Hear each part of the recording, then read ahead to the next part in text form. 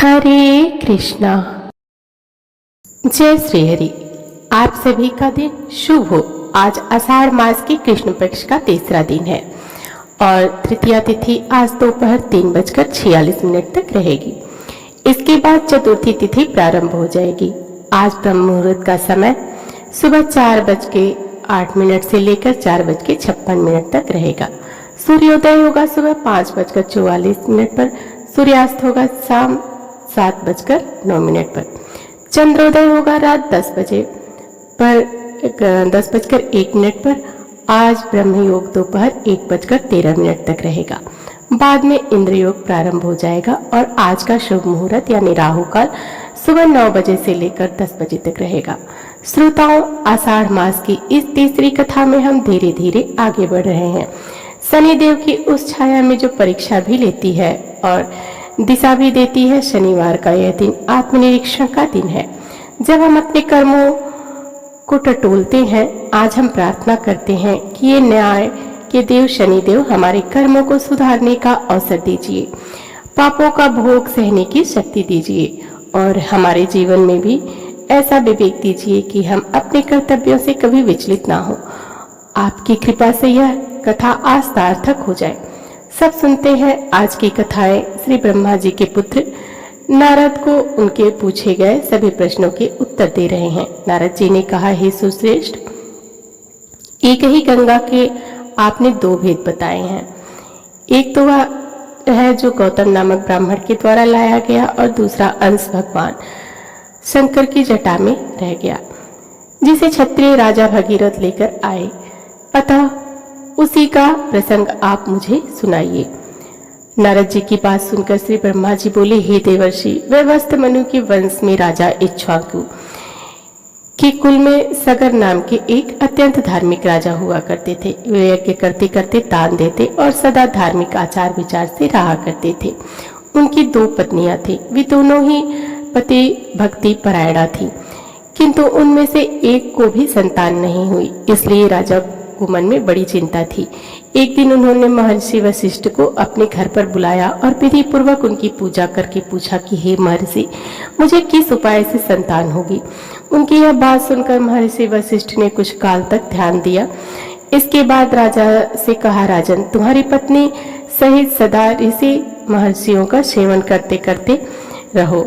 ऐसा कहकर महर्षि वशिष्ठ अपने आश्रम को चले गए। एक दिन की बात है, राजसी सरकार के घर पर एक महान तपस्वी पधारे हुए थे। राजा ने उन महर्षि का पूजन किया, जिसे संतुष्ट होकर वे कहने लगे कि महाभाग वर मांगो। यह सुनकर राजा पुत्र होने की प्रार्थना की। मुनि कहने लगे, राजन, तुम्हारी पत्नी के गर्भ से एक ही पुत्र होगा, किंतु वह वंशधर होगा और दूसरी स्त्री के गर्भ से 60,000 पुत्र उत्पन्न होंगे। वरदान देकर जब मुनि चले गए, तब उनके कथनानुसार यथा समय राजा के हजारों पुत्र हुए। राजा सगर ने उत्तम दक्षिण से बहुत तेरे अश्वमेध यज्ञ किए। फिर एक अश्वमेध यज्ञ करने के लिए उन्होंने विधि पूर्वक दीक्षा ग्रहण की और अश्व की रक्षा करने के लिए सेना सहित अपने पुत्रों को नियुक्त कर दिया। अश्वमेध यज्ञ का घोड़ा हुआ अश्व पृथ्वी पर भ्रमण करने लगा। इसी बीच में कहीं अवसर पाकर देवराज इंद्र ने उस अश्व को हर लिया और रक्षकों को सौंप दिया। राजकुमार घोड़े को इधर उधर ढूंढने लगे, परंतु कभी भी और कहीं भी उन्हें वह दिखाई नहीं दिया।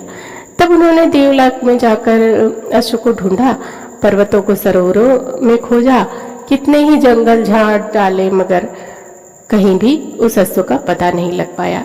इसी समय आकाशवाणी हुई कि सगर पुत्रों, तुम्हारा घोड़ा रसातल में बंधा है और कहीं नहीं है।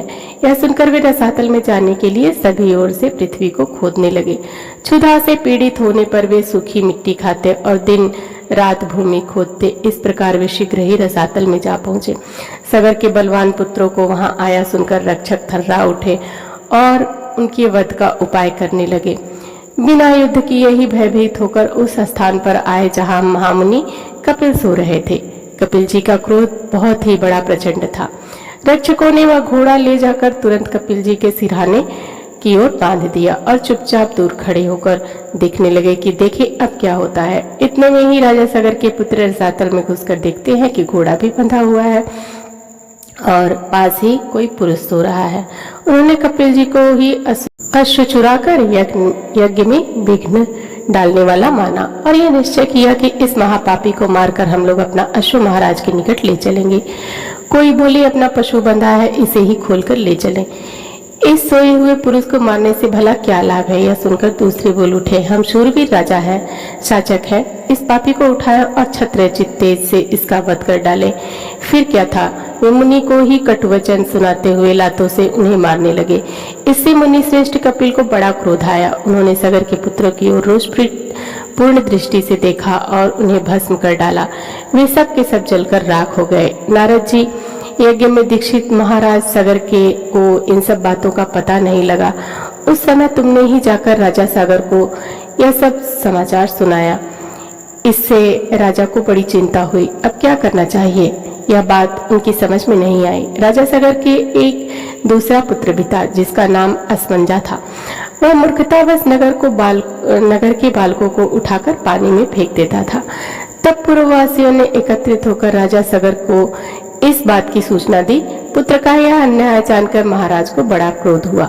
उन्होंने अपने आमार्यों से कहा कि असमंजा बालकों की हत्या करने वाला तथा क्षत्रिय धर्म का त्यागी है, अतः इसे देश का त्याग कर दे। महाराज का यह आदेश सुनकर आमत्यों ने राजकुमार को तुरंत देश निकाला दे दिया। रसातल में ही नष्ट हो गए। एक बचा था, वह भी वन में चला गया। इस समय मेरी क्या गति होगी? असमंजा ने एक पुत्र था जो अंशुमान के नाम से विख्यात हुआ।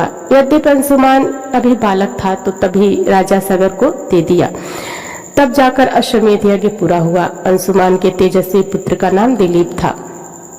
दिलीप के पुत्र परम बुद्धिमान भगीरथ हुए। भगीरथ ने जब अपने समस्त पितामहों की दुर्गति का हाल सुना तब उन्हें बड़ा दुख हुआ। उन्होंने नृपश्रेष्ठ सागर से विनय पूर्वक पूछा कि हे महाराज, उन सबका उद्धार कैसे संभव होगा? राजा ने उत्तर दिया, बेटा, यह तो भगवान कपिल ही जानते हैं। यह सुनकर बालक भगीरथ रसातल में गए और कपिल मुनि को नमस्कार करके अपना सब मनोरथ उनसे कह सुनाया।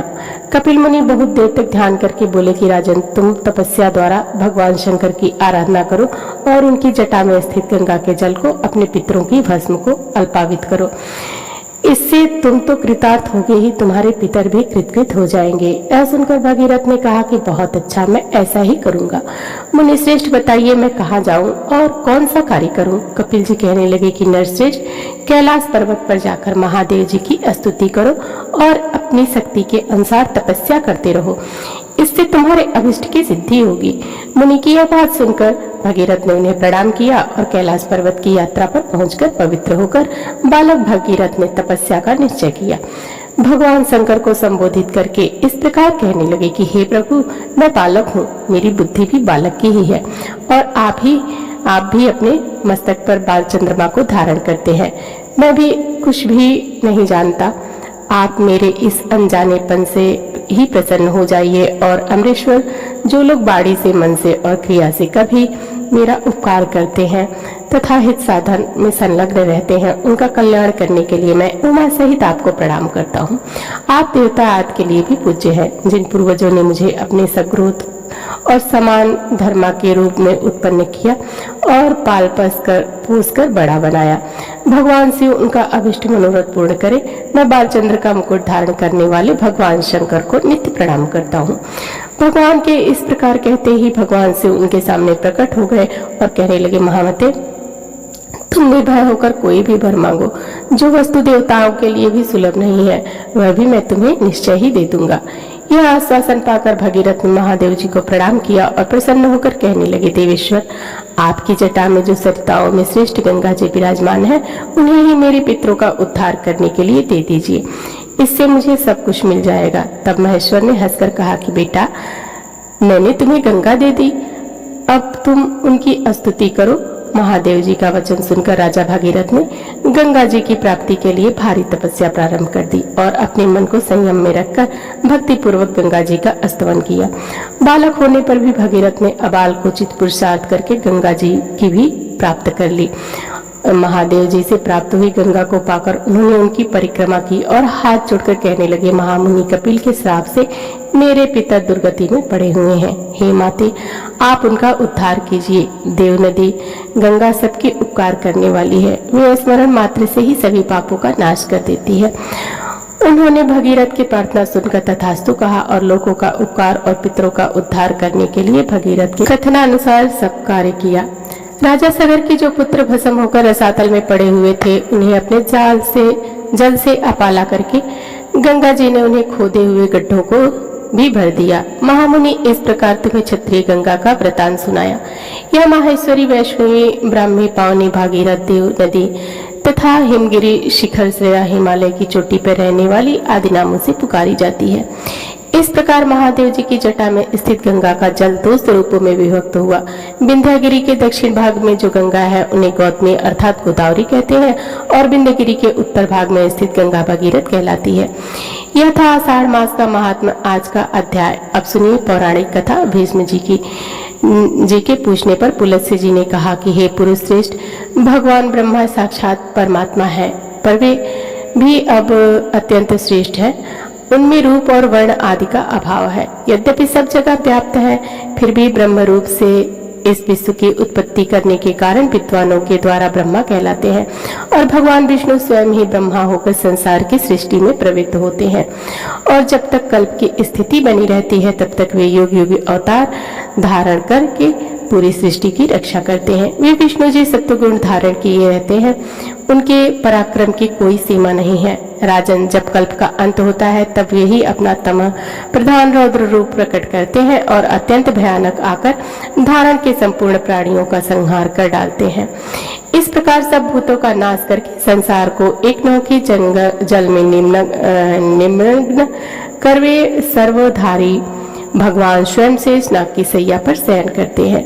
फिर जागने पर ब्रह्मा का रूप धारण करके नए सिरे से संसार की सृष्टि करने लगते हैं। इस तरह एक ही भगवान जनार्दन सृष्टि का पालन संहार करके ब्रह्मा विष्णु और शिव का नाम धारण करते हैं। वे प्रभु सृष्टा होकर स्वयं अपनी ही सृष्टि करते हैं, पालक होकर पालनीय रूप से अपना ही पालन करते हैं और संहारकारी होकर स्वयं अपना ही संहार करते हैं। पृथ्वी, जल, तेज, वायु और आकाश सब वे ही हैं, क्योंकि अविनाशी विष्णु ही सब भूतों के ईश्वर विशुभु है। इसलिए प्राणियों में स्थित सर्ग आदि उन्हीं के सहायक हैं। भीष्म जी ने कहा, मैंने तो सुना था कि लक्ष्मी जी क्षीर समुद्र में से प्रकट हुई है और आपने यह भी तो कहा था कि भृगु की पत्नी ख्याति के गर्भ से उत्पन्न हुई। ऐसा कैसे हुआ? पुलत्स्य बोले, राजन, तुमने मुझसे जो प्रश्न किया है अब उसका उत्तर भी सुनो। लक्ष्मी जी के जन्म का संबंध समुद्र से है। यह बात मैंने श्री ब्रह्मा जी के मुख से सुन रखी थी। एक समय की बात है, दैत्यों और दानवों की बड़ी भारी सेना लेकर देवताओं पर चढ़ाई कर दी। उस युद्ध में दैत्यों के सामने देवता परास्त हो गए। तब इंद्र आदि संपूर्ण देवता अग्नि को आगे करके ब्रह्मा जी की शरण में गए। वहां उन्होंने अपना सारा हाल ठीक ठाक कह सुनाया। ब्रह्मा जी ने कहा कि तुम लोग मेरे साथ भगवान की शरण में चलो। यह कहकर वे संपूर्ण देवताओं के साथ लेकर क्षीर सागर के तट पर उत्तर तट पर चले गए और भगवान वासुदेव को संबोधित करके बोले कि हे विष्णु, शीघ्र उठिए और इन देवताओं का कल्याण कीजिए। आपकी सहायता न मिलने से दानव इस बार बार परास्त करते हैं। उनके ऐसा कहने पर कमल के समान नेत्र वाले भगवान अंतर्यामी पुरुषोत्तम ने देवताओं के शरीर की अपूर्व अवस्था देखकर कहा, देवक, मैं तुम्हारे तेज की वृद्धि करूंगा और जो उपाय बतलाता हूँ उसे तुम लोग करो। दैत्यों के साथ मिलकर सभी प्रकार की औषधियां लेकर आओ और उन्हें क्षीर सागर में डाल दो। फिर मंदराचल की मथानी और वासुकी नाग की रस्सी बनाकर समुद्र मंथन करते हुए उस अमृत को निकालो। इस कार्य में मैं तुम लोगों की सहायता करूंगा। समुद्र मंथन करने पर जो अमृत निकलेगा उसका पान करने से तुम लोग बलवान और अमर हो जाओगे। देवादिदेव भगवान के ऐसा कहने पर संपूर्ण देवता दैत्यों के साथ संधि करके अमृत कलश के प्रयास में लग गए। देवदानव और दैत्य सब मिलकर सब प्रकार की औषधियां ले आए और उन्हें क्षीर सागर में डालकर मंदराचल की मथानी और वासुकी नाग की रस्सी बनाकर बड़े वेग से मंथन करने लगे। भगवान विष्णु की प्रेरणा से सब देवता एक साथ रहकर वासुकी की पूंछ की ओर हो गए और दैत्यों को उन्होंने वासुकी के सिर की ओर खड़ा कर दिया। भीष्म जी वासुकी के मुख की तथा सांस तथा विष की अग्नि से झुलस जाने के कारण सभी दैत्य निस्तेज हो गए। क्षीर समुद्र में के बीच में ब्रह्म देवताओं में श्रेष्ठ भगवान ब्रह्मा तथा महातेजस्वी महादेव जी कच्छप रूपधारी श्री विष्णु भगवान की पीठ पर खड़े होकर अपनी भुजाओं से कमल की तरह मंद्राचल को पकड़े हुए थे और स्वयं भगवान श्री हरि कूर्म रूप धारण करके क्षीर सागर के भीतर देवताओं और दैत्यों के बीच स्थित थे। वे मंद्राचल को अपनी पीठ पर लेकर डूबने से बचाते थे। इसके बाद जब देवता और दानवों ने क्षर समुद्र का मंथन आरंभ किया तब पहल उस देव पूजित सुरभि अर्थात कामधेनु गाय प्रकट हुई जो दूध घी की उत्पत्ति का स्थान मानी गई। इसके बाद वारुणी अर्थात मदिरा प्रकट हुई जिसके मद भरे नेत्र घूम रहे थे। वह पग पग लड़खड़ाती चलती उसे अपवित्र मानकर देवताओं ने त्याग दिया। तब वह असुरों के पास जाकर बोली, देवताओं में बल प्रदान करने वाली देवी हूँ, तुम मुझे ग्रहण करो। दैत्यों ने उसे ग्रहण कर लिया। इसके बाद फिर से मंथन आरंभ होने पर पारिजात अर्थात कल्प वृक्ष उत्पन्न हुआ जो अपनी शोभा से देवताओं का आनंद बढ़ाने वाला था। इसके बाद 7 करोड़ अप्सराएं प्रकट हुई जो देवता और दानवों की सामान्य रूप से भोगिया है। जो लोग पुण्य कर्म करके देवलोक में जाते हैं उनका भी उनके ऊपर समान अधिकार होता है। अप्सराओं के बाद शीतल किरणों वाले चंद्रमा का प्रकट हुआ जो देवताओं को आनंद करने वाले थे। उन्हें भगवान शंकर ने अपने लिए मांगते हुए कहा, देवताओं या चंद्रमा मेरी जटाओं के आभूषण होंगी, इसलिए मैंने इन्हें ले लिया। ब्रह्मा जी ने बहुत अच्छा कहकर शंकर जी की बात को स्वीकार कर लिया। इसके बाद कालकूट नामक भयंकर विष प्रकट हुआ। उससे देवता और दानव सबको बहुत पीड़ा हुई। तब महादेव जी ने अपनी इच्छा से उस विष को पी लिया। विष पीने से महादेव जी के कंठ में नीला दाग पड़ गया और तभी से महेश्वर नीलकंठ कहलाए। क्षर सागर से निकले वे उस विष का अंश पीने से बच गया था। उसे नागों यानी सर्पों ने ग्रहण कर लिया। इसके बाद अपने हाथ में अमृत से भरा हुआ कमंडल लिए धन्वंतरी जी प्रकट हुए। वे श्वेत वस्त्र धारण किए हुए थे। वैद्यराज के दर्शन से सबका मन स्वस्थ और प्रसन्न हो गया। इसके बाद उस समुद्र से उच्च श्रवा घोड़ा और ऐरावत नाम का हाथी, ये दोनों बारी बारी प्रकट हुए। इसके बाद क्षर सागर से लक्ष्मी देवी का प्रादुर्भाव हुआ जो खिले हुए कमल पर विराजमान थी और हाथ में कमल लिए हुए थी। उनकी प्रभा चारों ओर छिटक रही थी। उस समय महर्षियों ने सूक्त पाठ करते हुए बड़ी प्रसन्नता से के साथ उनकी स्तुति की। साक्षात क्षर समुद्र ने दिव्य पुरुष के रूप में प्रकट होकर लक्ष्मी जी को एक सुंदर माला भेंट की जिसके कमल कभी मुरझाते नहीं थे। विश्वकर्मा ने उनके समस्त अंगों से में आभूषण पहना दिए। स्नान के बाद दिव्य माला और दिव्य वस्त्र धारण करके जब वे सभी प्रकार के आभूषणों से विभूषित हुई तब इंद्र आदि देवता तथा विद्याधर आदि ने भी उन्हें प्राप्त करने की इच्छा प्रकट की। तब ब्रह्मा जी ने भगवान विष्णु से कहा, वासुदेव, मेरे द्वारा दी हुई इस लक्ष्मी देवी को आप ही ग्रहण करें। मैंने देवताओं और दानवों को मना कर दिया है, वे इन्हें पाने की इच्छा नहीं करेंगे। आपने जो स्थिरता पूर्वक इस समुद्र का मंथन कार्य संपन्न किया है इससे मैं आप पर बहुत संतुष्ट हूँ। ऐसा कहकर ब्रह्मा जी लक्ष्मी जी से बोले, देवी तुम भगवान केशव के पास जाओ, मेरे दिए हुए पति को पाकर अनंत वर्षों तक आनंद का उपभोग करो। ब्रह्मा जी के ऐसा कहने पर लक्ष्मी जी समस्त देवताओं के देखते हरि के वक्षस्थल में चली गईं और भगवान से बोली, देव आप कभी भी मेरा परित्याग मत करिएगा।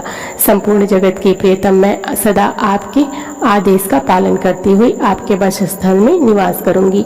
ऐसा कहकर लक्ष्मी जी कृपा पूर्ण दृष्टि से सभी देवताओं की ओर देखा। इससे उन्हें बड़ी प्रसन्नता हुई। उधर दैत्यों को लक्ष्मी जी ना मिले ने पर उन्हें बड़ा उद्वेग हुआ। उन्होंने झपट मारकर धन्वंतरी के हाथ से अमृत का पात्र छीन लिया। जब श्री विष्णु ने माया से सुंदर स्त्री का रूप धारण करके दैत्यों को लुभाया और उनके पास जाकर कहा कि यह अमृत का कमंडल मुझे दे दो।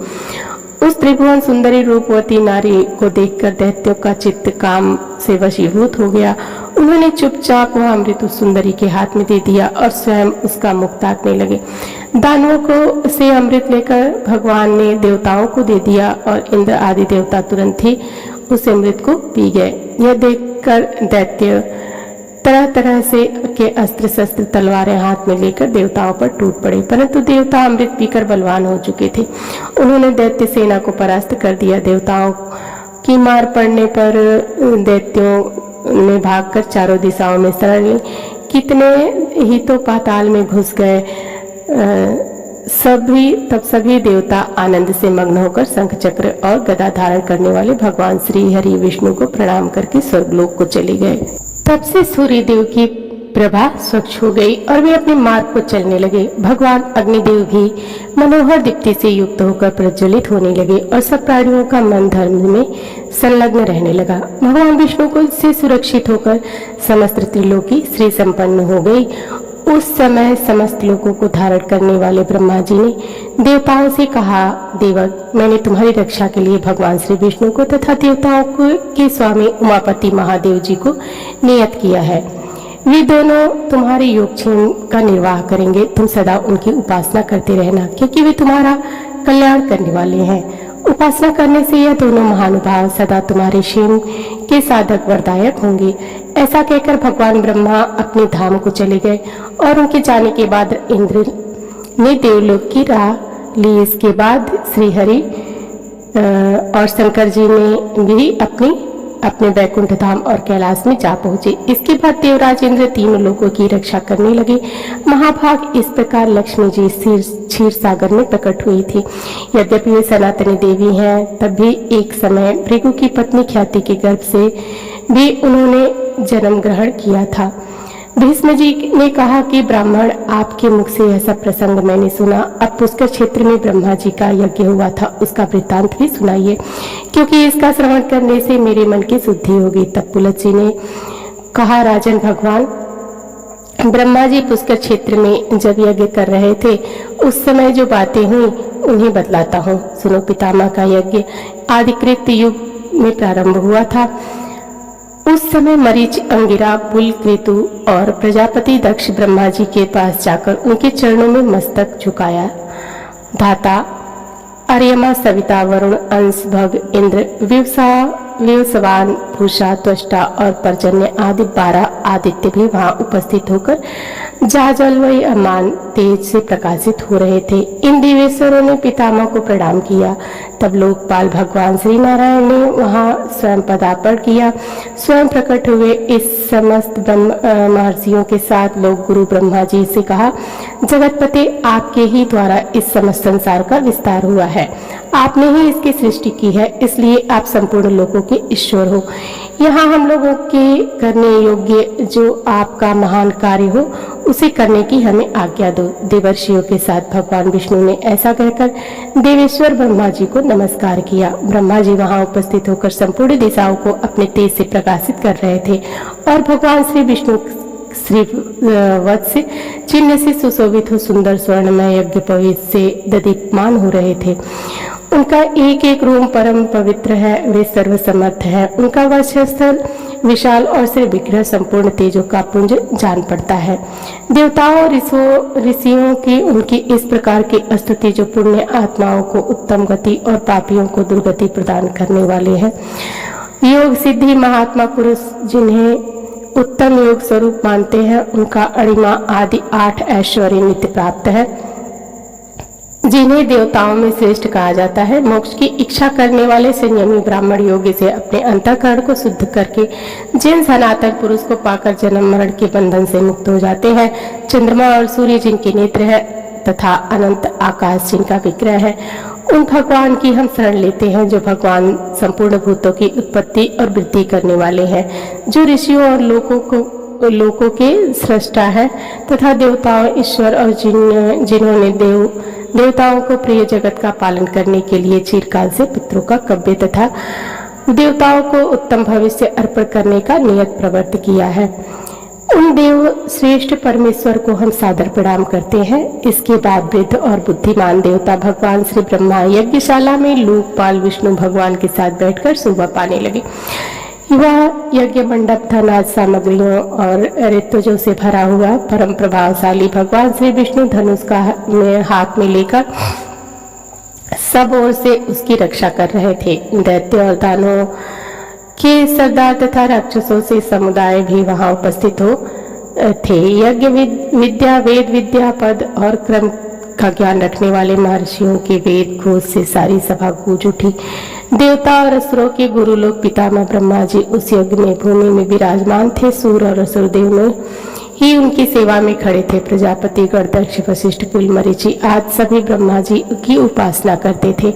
बहुत सारे देव जिन्हें बल और गर्व था ब्रह्मा जी की उपासना करते हुए इस प्रकार बोले। दानवों ने कहा, भगवान आपने ही हम लोगों की सृष्टि की है, हमें तीनों लोगों का राज्य दिया है और राज्यों से अधिक बलवान बनाया है। पितामह आपके इस यज्ञ में हम लोग कौन सा कार्य करें? हम स्वयं ही कर्तव्य का निर्णय करने में समर्थ हैं। अदिति के गर्भ से पैदा हुए इन बेचारे देवताओं से क्या काम होगा? यह तो सदा हमारे द्वारा मारे जाते हैं और अपमानित होते रहते हैं। फिर भी आप तो हम सबके पितामह हैं, इसलिए देवताओं को भी साथ लेकर यज्ञ पूर्ण कीजिए। यज्ञ समाप्त होने पर राजलक्ष्मी के विषय में हमारा देवताओं के साथ फिर विरोध होगा और इसमें बिल्कुल भी संदेह नहीं है, किंतु इस समय हम चुपचाप इस यज्ञ को देखेंगे, देवताओं के साथ युद्ध न छेड़ें। पुलस जी कहते हैं कि दानवों के यह गर्व युक्त वचन सुनकर इंद्र सहित महायशस्वी भगवान विष्णु जी ने शंकर जी से कहा। भगवान विष्णु बोले, प्रभु पितामह के यज्ञ में प्रधान दानव आए हुए हैं। ब्रह्मा जी ने इनको भी इस यज्ञ में आमंत्रित किया हुआ है। यह सब लोग इसमें विघ्न डालने का प्रयत्न कर रहे हैं, परंतु जब तक यज्ञ न समाप्त हो जाए तब तक हम लोगों को क्षमा करना चाहिए। इस यज्ञ के समाप्त हो जाने पर देवताओं को दानवों के साथ युद्ध करना होगा। उस समय आपको ऐसा यत्न करना चाहिए कि जिससे पृथ्वी पर दानवों के नामो निशान मिट जाए।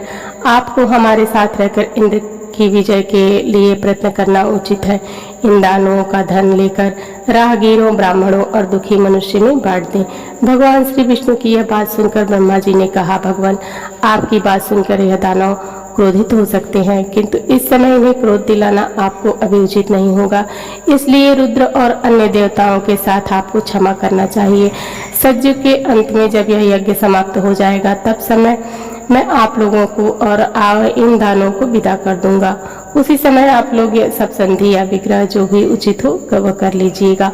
पुलस जी कहते हैं, इसके बाद भगवान श्री ब्रह्मा जी ने फिर से उन दानवों से कहा कि तुम्हें देवताओं के साथ किसी प्रकार का विरोध नहीं करना चाहिए। इस समय तुम सब लोग परस्पर मित्र प्रभाव से रहकर मेरा कार्य संपन्न करो, इस यज्ञ को पूर्ण करवाओ। तब दानव कहने लगे, पितामह आपके प्रत्येक आदेश का हम लोग पालन करेंगे। देवता हमारे छोटे भाई हैं, इसलिए उन्हें हमारी ओर से कोई भय नहीं है। दानों की बात सुनकर ब्रह्मा जी को बड़ा संतोष हुआ। थोड़ी ही देर बाद उनके यज्ञ का वृतांत सुनकर ऋषियों का एक समुदाय आ पहुंचा। भगवान श्री हरि विष्णु ने उनका पूजन किया। पिनाकधारी महादेव जी ने उन्हें आसन दिया और ब्रह्मा जी की आज्ञा से वशिष्ठ जी ने उन सबको अर्घ्य निवेदित करके उनकी कुशल मंगल पूछी। पुष्कर क्षेत्र में उन्हें निवास स्थान देकर कहा कि आप लोग आराम से यहीं रहिए। इसके बाद जटा और मृग चर्म धारण करने वाले समस्त महर्षि ब्रह्मा जी की यज्ञ सभा को सुशोभित करने लगे। उनमें कुछ महात्मा वाल्कीले थे और कुछ लोग संप्रख्यान अर्थात एक समय के लिए ही अन्न ग्रहण करने वाले तथा तत्व का विचार करने वाले थे। वे नाना प्रकार से नियमों का संलग्न और वे दीप पर शयन करने वाले थे। उन सभी तपस्वियों ने पुष्कर के जल में जैसे ही अपना मुंह देखा वे उसी क्षण अत्यंत रूपमान हो गए। फिर एक दूसरे की ओर देखकर सोचने लगे कि यह कैसी बात है, इस तीर्थ में मुंह का प्रतिबिंब देखने से सबका सुंदर स्वरूप हो गया। ऐसा विचार कर उन तपस्वियों ने उसका नाम मुख दर्शन तीर्थ रख दिया। इसके बाद वे सभी स्नान कर अपने अपने नियमों में लग गए। उनके गुणों की ही कहीं कोई उपमा ही नहीं थी।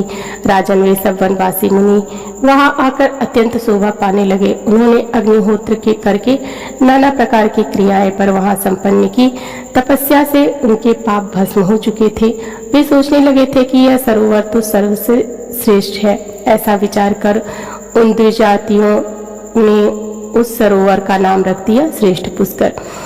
इसके बाद ब्राह्मणों को दान के रूप में तरह तरह के पात्र देने के बाद वे सभी दृश्य वहां प्राची सरस्वती का नाम सुनकर उसमें स्नान करने की इच्छा से गए।